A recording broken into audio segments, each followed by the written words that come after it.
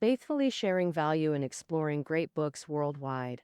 Hi, this is Sally Book Talk. Today I'll be diving into a book called Chop Suey. The subtitle is A Cultural History of Chinese Cuisine in America. First off, let's explain chop suey. It's not some rude slang here, but a famous Chinese dish that's been popular in America for over a century. Lots of Chinese folks might ask, what in the world is this? Why don't we Chinese seem familiar with this dish? Early chop suey often had bean sprouts, onions, pork tripe, and bits of offal or seafood all stewed together, served with sauce or rice. It's thought to have started as everyday food for workers in the Pearl River Delta, just tossing whatever cheap ingredients were handy into a pot to stew. Then, immigrants brought it to America, and after a century of changes, it became what Americans see as Chinese food. Even now, you can still find this classic American Chinese dish all over the US. Usually, cooks pick things like shredded pork, chicken, or shrimp to suit tastes, stir fry them fast with veggies like celery, cabbage, and onions, and serve with rice drizzled in sauces like sweet and sour, totally different from its roots. Why chop suey matters is because its story isn't just about Chinese food in the US, but also how Chinese and American cultures clashed. The author is Andrew Ko, an American food historian who by chance attended an exhibit at the Museum of Chinese in America. Titled Have You Eaten? That exhibit on Chinese restaurants in America sparked his interest in chop suey, leading to this book. Andrew Ko knows Chinese food culture inside out. He's written columns for the New York Times and Wall Street Journal for over 20 years and co-authored major food encyclopedias. His Chop Suey. This book first came out from Oxford University Press and got rave reviews from critics and the public. In the book, Ko uses the unique angle of food to explore key issues in U.S.-China relations history. It covers big events like Li Hongzhang's U.S. visit, anti-Chinese waves in America, Nixon's China trip, and when the US and China opened ties, all crafted with real ingenuity. All right, next up, I'll break down the main points of this book through 3 questions. First, how did modern Americans view Chinese cuisine? Second, how did chop suey become popular in America? Third, what developments and changes have occurred in American Chinese restaurants today? Okay, let's tackle the first question. How did modern Americans view Chinese cuisine? In early US-China interactions, Americans had many exaggerated misreadings and demonizing views of Chinese food. Before the late 18th century, the British East India Company monopolized all foreign trade in Asia, so Americans couldn't deal directly with the Chinese. For them, understanding this mysterious Far Eastern nation meant relying on travelogues and literary works by European missionaries and travelers. However, these Western adventurers always shaped China's image to fit their own preferences. These writings, true or false, created an imagined exotic land. Take their descriptions of Chinese diet. Today we know most Chinese daily meals are just rice, noodles, veggies, and common poultry or livestock. But 2 centuries ago, nearly all Western books on Chinese food kept emphasizing habits like eating snakes, dogs, and other animals. For instance, a 1772 book called The Chinese Traveler mentions stalls in Guangzhou markets selling dog, cat, and frog meat. Beyond that, there was a horrifying scene. Huge rats, unskinned, nailed to stall poles. Actually, most weren't the author's first-hand experiences, just hearsay, but over time they became a fixed narrative pattern. Stories of Chinese eating rats and dogs were vividly written into travelers' memoirs.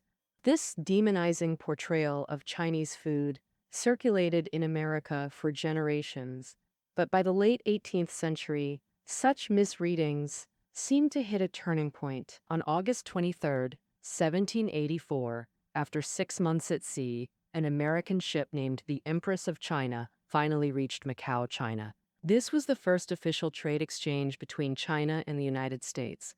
This not only kicked off political and economic ties between China and the US, but also began a blending of Eastern and Western food cultures, starting right in diplomatic settings.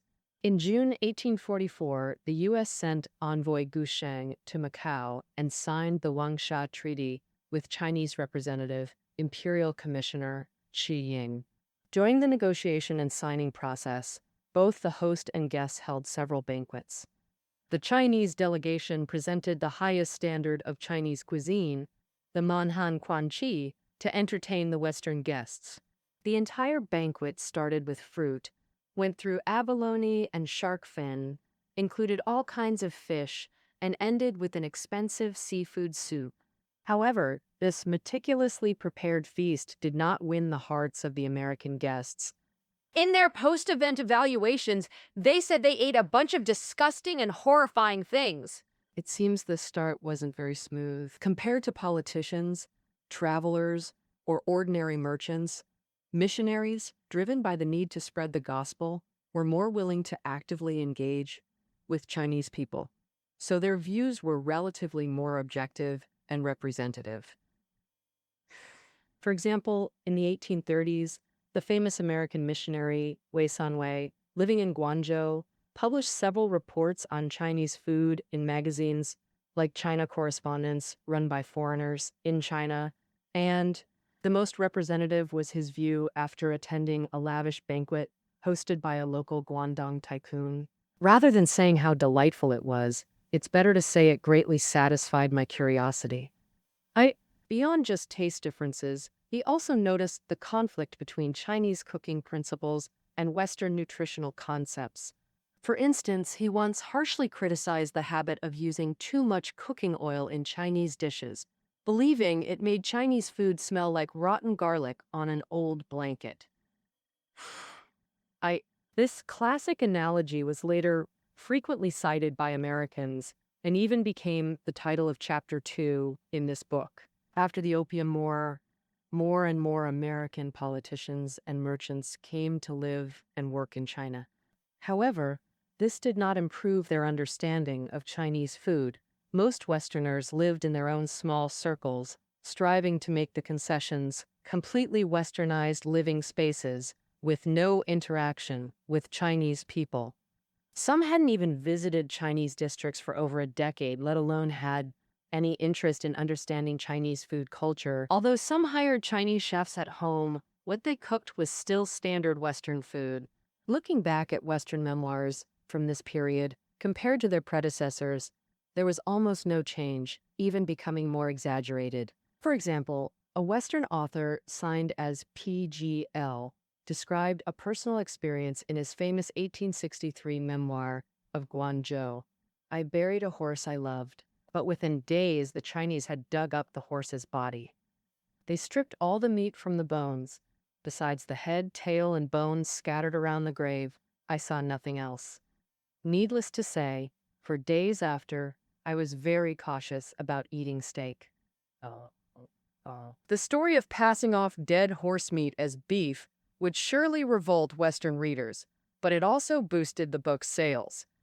3 years later, in the reprint's preface, the author suddenly admitted that his experiences in China weren't entirely true, likely pandering to readers, yet declared he wouldn't change the book's content. So much so that even today, we still read similar tales in Western authors' works.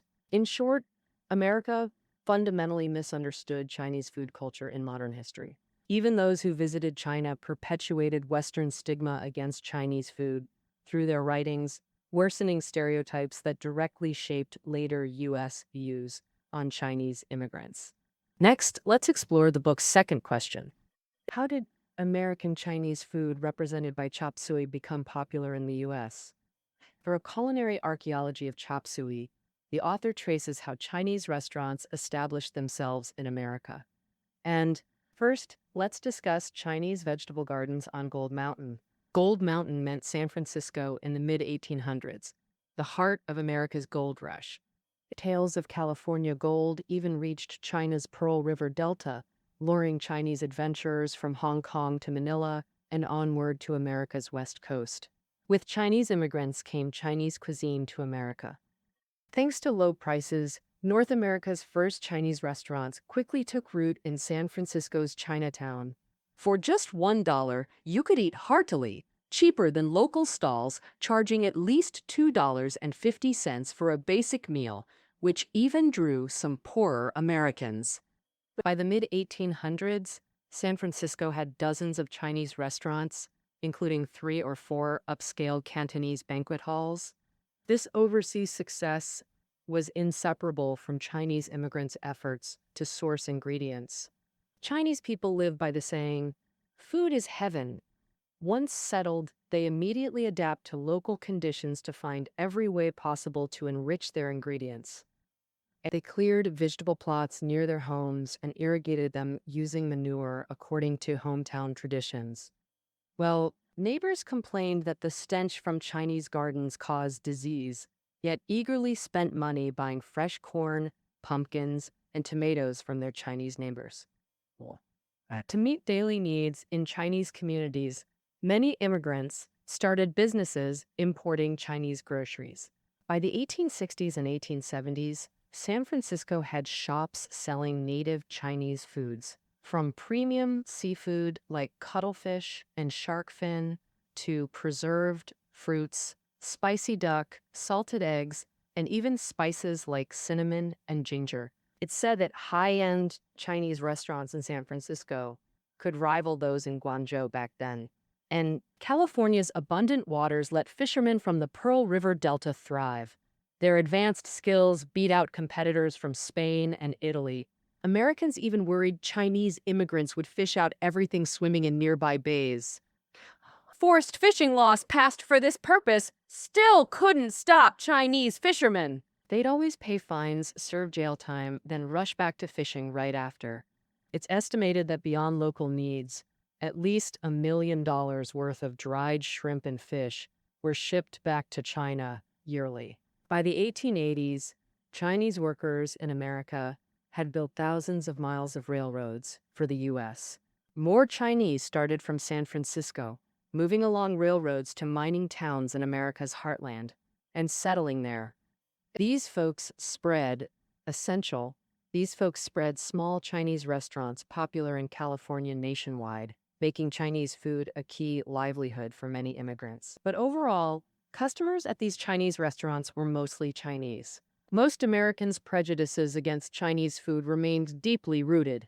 Beyond taste, the Chinese Exclusion Act signing was a major factor for Americans then. Publicly admitting they liked Chinese food was, in today's terms, like political incorrectness. This mutual hostility lasted until April 18, 1906, when a massive earthquake hit San Francisco, destroying 500 blocks, including Chinatown. Post-disaster, Chinatown, rebuilt from ruins, became clean and full of Eastern charm, drawing crowds of San Francisco merchants and tourists to visit. Perhaps disasters bring people closer. Chop suey, noodles, tea, and preserved fruits in Chinese restaurants finally stopped facing strong resistance from white people. As the star dish in Chinese restaurants, chop suey took center stage. Many eateries directly named themselves chop suey houses, sweeping across the West within 2 years. In the East, Chinese restaurants' rise was more dramatic. According to a New York Times reporter's observation, about 500 Chinese lived in New York City around 1873. Back then, chop suey, this book's protagonist, already appeared on New York Chinese restaurant menus, following a similar development path as in the West. New York Chinese also cleared vegetable gardens, opened Chinese grocery stores, or ran restaurants. However, rumors about Chinese eating cat, dog, and rat meat still held strong sway for a long time. In 1883, a French doctor named Charles Kramer filed a complaint with health authorities. He claimed to have seen what looked like kittens and large rats in a Chinese grocery store. Though government agencies later proved Chinese merchants' innocence under media scrutiny, the incident still caused social harm. Then Long Chin-fu, editor of New York's first Chinese newspaper, Sino-American, stepped up. He offered $500 to anyone proving Chinese ate rats or cats, or he'd sue rumor spreaders. As it turned out, no one could provide evidence to claim the reward. Unlike most West Coast Chinese laborers from the Pearl River Delta, Long came from Shanghai, was highly educated, and spoke fluent English. After anti-Chinese sentiments surged, he pioneered nationwide speaking tours to defend Chinese interests. Dr. Kramer's accusation motivated him to clear Chinese food's name. In 1884, he published an English article in the Brooklyn Eagle detailing East-West culinary differences and introducing dishes like sticky rice chicken, wontons, and tangerine duck, especially mentioning chop suey. But what truly brought chop suey into mainstream America was a late Qing dynasty statesman. In 1896, Li Hongzhang visited to improve U.S.-China relations and address the Chinese Exclusion Act and unfair treatment of Chinese in America. At 73, Li Hongzhang visited Europe and America as an imperial commissioner, sparking a China craze. Media like the New York Morning Journal, Washington Post, and Time reported every detail of Viceroy Li's activities in America, including every meal he ate. After Li left New York, chop suey, alongside bird's nest soup and shark fin soup, entered public consciousness as representing what Li ate at NYC's Waldorf Hotel, thanks to Chinese restaurants and media collaboration. The New York Morning Journal even dedicated space to detail chop suey's recipe, claiming it was Li's secret to longevity. Suddenly, New York's fashionable crowd rushed to Chinatown to try chop suey. Though Americans later discovered Li never actually ate chop suey, this so-called national dish of China, while in America, he mostly ate Chinese food cooked by his own chefs. Regardless, modified chop suey officially entered ordinary Americans' safe menus from then on. As the saying goes, fame brings trouble, and when a dish gets famous, controversies follow. Did Li Hongzhang really eat chop suey? Then the debate shifted. Was chop suey even Chinese in origin? For example, an American chef named Lemson went to a Manhattan law firm claiming he invented chop suey and had his recipe stolen. He demanded courts ban Chinese restaurants from making or selling the dish. Meanwhile, the Boston Globe published a statement from 6 Chinese students. These youths from China's Yangtze River region collectively declared they'd never heard of this dish back home and refused to acknowledge it as representing Chinese cuisine. Some Western journalists and foodies traced chop suey's roots to rustic Roman stews. They argued chop suey was a complete fraud, a dish invented specifically for gullible Americans. More American papers called it the ultimate cultural mockery or a colossal Oriental joke. They claimed so-called chop suey was just a variation of beggar's food, leftovers collected door to door. In their eyes, restaurant owners deliberately served this beggar's meal to retaliate against bullying Americans, like chefs spitting in food when angered by customers. Yet, these endless chop suey scam stories couldn't stop its popularity in America. After all, for ordinary Americans, chop suey, with its diverse ingredients, low cost, filling nature, and exotic flair, was a unique choice for family dinners on weekend nights. In China, chop suey was just a haphazard stew of whatever ingredients were handy, meant to fill bellies.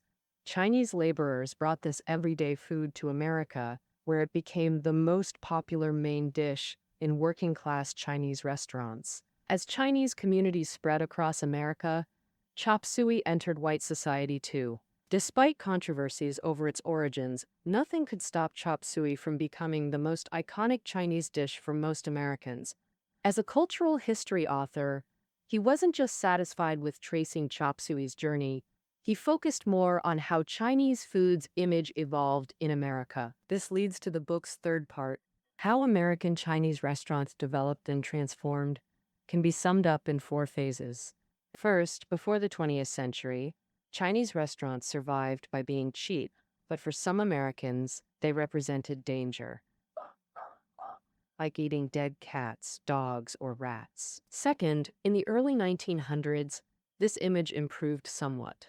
But due to Chinatown's overall reputation, people still linked Chinese restaurants to opium dens and gambling halls. A 1909 murder in New York City worsened this perception. The victim, Elsie Sigel, was a 19-year-old white girl who loved Chinese food and often visited Chinatown restaurants. She had two suitors, both working in Chinese restaurant management. One day in June 1909, Elsie Sigel left home and was missing for over 10 days. Later, police found her body in a trunk at a chop suey restaurant manager's home. The highly publicized case naturally linked Chinatown chop suey joints to frequent abductions of white women.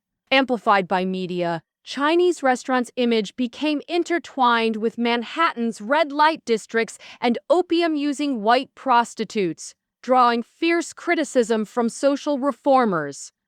Police enforced closing times for chop suey restaurants and banned single white women from entering, in the public's perception.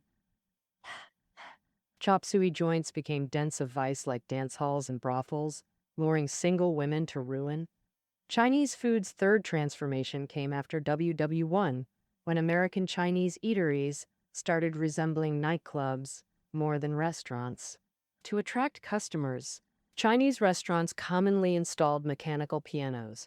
Drop a nickel, and it automatically play foxtrot, jazz, or pop tunes.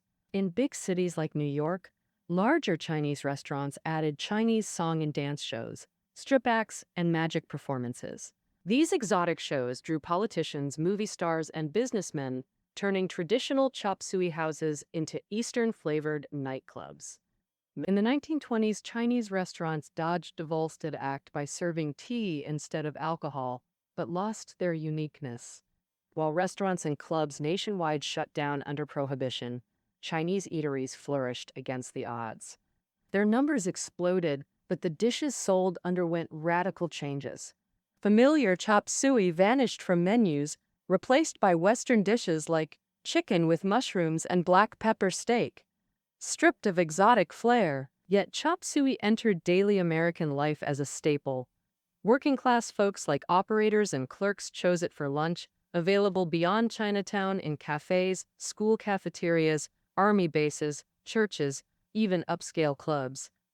Companies in Chicago and Detroit began canning chop suey for grocery stores. They distributed millions of pamphlets claiming their canned chop suey let anyone make authentic chop suey or chow mein in 10 minutes. The leading company in this canned food venture, though changing hands multiple times, it survives today. Chinese food's final transformation came post-Waso 1. This wave of innovation broke Cantonese cuisine's monopoly, diversifying American Chinese food. By the mid-20th century, more Chinese people could come to America seeking opportunities. Among them were scholars, successful merchants, and diplomats, key forces transforming American Chinese restaurants. In 1945, Chinese immigrant Buwei Yang Chao published a booklet called How to Cook and Eat in Chinese. Its ongoing U.S. bestseller status made Americans realize they hadn't tasted real Chinese food before. Starting in the 1950s to 60s, America's Cantonese-dominated Chinese food scene began changing. Upscale restaurants like DC's Peking Gourmet Inn and NYC's Shunli Dynasty opened, introducing regional dishes like Beggar's Chicken and Tea Smoked Duck that became instant hits, turning these spots into pilgrimage sites. Soon, a major historical event brought new opportunities for American Chinese food. In February 1972, President Nixon visited China. Long isolation meant U.S. officials' perception of mainland China seemed stuck in the past century. Their presidential briefing book still claimed Chinese state banquets featured snake, dog, bear paw, and shark fin. Likely why Air Force One carried frozen steaks and hamburgers. But reality shocked the Americans. Premier Zhou Enlai's state banquet served braised prawns, shark fin with 3 shreds, and plum blossom dumplings, while the famed Peking duck commanded its own course. As Kissinger recalled, whenever negotiations stalled, Zhou would propose another duck banquet, and another if needed. If that didn't work, they'd have yet another. Regardless, Nixon using chopsticks at Chinese banquets, broadcast globally, ignited a U.S. Chinese food craze. This time, Americans genuinely explored Chinese cuisine, ordering authentically and using chopsticks. Mao's hometown Hunan cuisine became 70s star, advertised with fiery, hot, hot, hot slogans. When New York's Hunan restaurant earned 4 New York Times stars, similar spots exploded nationwide. The most popular single dish among Americans is General Tso's chicken. Zhuo Zongtang was a famous late Qing dynasty statesman well known throughout China. But in the American version, he's reinvented as a gourmet who devoted his creativity to innovating Hunan cuisine after retiring. Actually, the real inventor was Hunan chef Peng Chang Kui from Taiwan. The method: marinate chicken in soy sauce and egg white, then deep fry. Then, stir fry with scallions, ginger, garlic, soy sauce, vinegar, cornstarch, sesame oil, and dried red chilies. Naming it after Zhuo Zongtang was likely the chef's tribute. Out of respect for this fellow Hunanese and hearing of its U.S. success, Peng came to New York in 1974 to try his luck. He opened Peng's Garden on East 44th Street, but it failed quickly, nearly bankrupting him. Too ashamed to return home, Peng borrowed from countrymen to reopen on 52nd Street. At a restaurant called Yunnan Garden, his career turned around when Henry Kissinger dined there. He returned to East 44th to reopen Peng's Garden, soon making it one of America's most successful Chinese restaurants. General Tso's chicken spread from Manhattan nationwide, becoming modern American Chinese cuisine's signature dish after chop suey. Today you'll find it in nearly every U.S. Chinese restaurant, though it's now a mildly spicy, crispy chicken suited to American tastes. Beyond traditional restaurants, Chinese cuisine also entered America's fast food market. In the 1980s, Andrew Chern founded Panda Express. After 40 years, it's the world's largest Chinese chain, rivaling Taco Bell and Pizza Hut, featuring adapted Sichuan dishes with limited menu items like orange chicken, mushroom chicken, and kung pao, all tailored to American palates. These became hugely popular. Looking back, Chinese restaurants evolved from railroad shacks to metropolitan fine dining and fast food. This journey reflects not just Chinese immigrant struggles, but major historical collisions and U.S.-China cultural fusion. All right, we've covered the main content of this book. Let's do a recap. Since the Empress of China sailed from New York to China, and Americans first tasted Chinese food, 200 years have passed. Today, over 4,000 Chinese restaurants are spread across America, fully integrated into American lives. You can conveniently buy all kinds of Chinese ingredients in American supermarkets, and no longer do locals see going to Chinese restaurants as intimidating. From a food perspective, Chinese cuisine, represented by chop suey, first appeared in America as exotic, poor people's food and was misunderstood for a long time. It was despised. Over time, Chinese food gradually changed through collisions and fusions with American culture, becoming a local food with an exotic flair in Americans' daily lives. And Chinese food has genuinely embedded itself into American society. All right, that's our introduction to chop suey for you. The listener's notes are below the audio. See you next time.